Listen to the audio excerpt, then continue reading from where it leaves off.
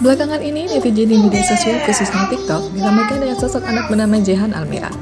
Di balik kelucuan dan tingkah menggemaskan karena celotehannya, ternyata Jehan Almira mengidap penyakit langka yang membuatnya tidak tumbuh seperti anak seusianya.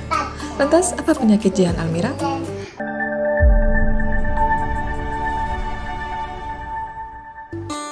Berdasarkan pengakuan sang ibu, Jehan Almira mengidap penyakit OI atau osteogenesis imperfecta. Osteogenesis imperfecta adalah kelainan genetik yang mengakibatkan tulang menjadi sangat rapuh sehingga mudah patah. Umumnya, kelainan genetik ini dapat terdeteksi sejak lahir dan biasanya terjadi pada anak yang memiliki keluarga dengan riwayat osteogenesis imperfecta. Osteogenesis imperfecta disebabkan oleh perubahan atau mutasi pada beberapa gen. Gen-gen tersebut berfungsi untuk memproduksi kolagen, yaitu protein yang membantu pembentukan struktur dan memberi kekuatan pada tulang, kulit, sendi, dan ligamen. Jika terjadi perubahan atau mutasi pada gen tersebut, protein kolagen yang dihasilkan tubuh akan lebih sedikit. Kondisi ini membuat tulang menjadi sangat rapuh. Hampir semua tipe osteogenesis imperfecta diturunkan dari orang tua kepada anak dalam pola autosomal dominan.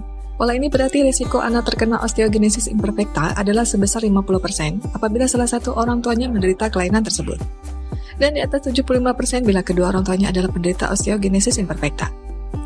Pada tipe osteogenesis imperfecta dengan pola penurunan autosomal resesif, yaitu tipe 8. Anak dapat menderita penyakit ini hanya bila kedua orang tuanya merupakan pembawa kelainan gen. Pada pola penurunan ini, kedua orang tua yang merupakan gen tidak menderita penyakit osteogenesis imperfecta. Gejala osteogenesis imperfecta sangat bervariasi, dengan tingkat keparahan ringan hingga berat. Gejala tersebut bergantung pada tipe penyakitnya. Tipe 1. Osteogenesis imperfecta tipe 1 adalah yang paling sering terjadi dengan gejala paling ringan. Gejalanya berupa bagian putih mata atau sklera yang berwarna biru atau abu-abu, tulang rapuh, penurunan kekuatan otot, dan tuli pada usia muda. Tipe 2. Osteogenesis imperfecta tipe 2 adalah tipe yang paling parah, dengan gejala dwarfisme, kaki berbentuk O dan pendek, serta kelainan pada bentuk tengkorak dan rahang. Bayi yang terlahir dengan osteogenesis imperfecta tipe ini seringkali meninggal saat lahir, atau hanya bertahan hidup selama beberapa bulan akibat paru-paru tidak berkembang sempurna. Tipe 3. Ditandai dengan gejala tulang rapuh yang parah, otot lemah, sklera berwarna biru tetapi memudar ketika dewasa, serta gangguan pertumbuhan gigi atau genogenesis imperfecta. Penderita osteogenesis imperfecta tipe ini seringkali tidak dapat berjalan sehingga memerlukan kursi roda. Tipe 4. Gejala pada osteogenesis imperfecta tipe 4 mirip dengan gejala pada tipe 1. Tetapi sklera pada penderita osteogenesis imperfecta tipe ini tidak berwarna biru dan terdapat gangguan pertumbuhan gigi. Tipe 5. Gejala tipe 5 mirip dengan tipe 4, dengan gejala tambahan berupa pengerasan pada permukaan tulang dan sendi lengan maupun kaki. Tipe 6. Mirip dengan tipe 2 dan 4, tetapi tanpa adanya gangguan pada mineralisasi tulang. Tipe 7 mirip dengan tipe 2 dan 4, tetapi disertai gejala tulang bahu lebih pendek dari normal, atau rhizomelia. Tipe 8 diturunkan secara autosomal resesif dengan gejala seperti tipe 2 dan 3, namun sklera penderita pada tipe ini tidak berwarna biru. Tipe ini juga sering berakibat fatal.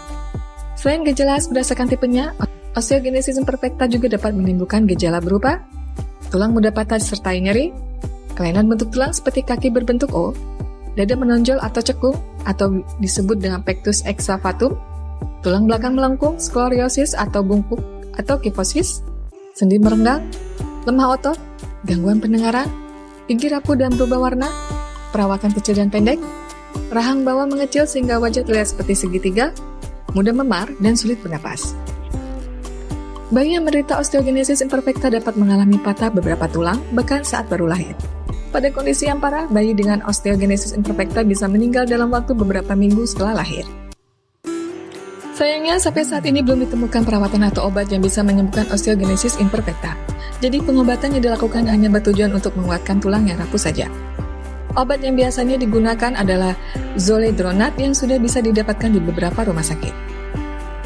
Pengidap osteogenesis imperfecta mengalami patah tulang sebaiknya ditangani dengan cepat dan tepat karena dapat mengakibatkan masalah lain.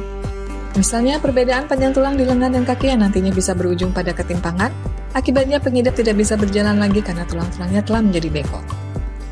Di samping itu, pengidap osteogenesis imperfecta juga perlu dukungan dari keluarga dan orang-orang terdekatnya agar bisa menjalani hidup dengan baik. Kita doakan semoga Jihan tetap dalam kondisi sehat, ceria, dan membanggakan keluarganya ya.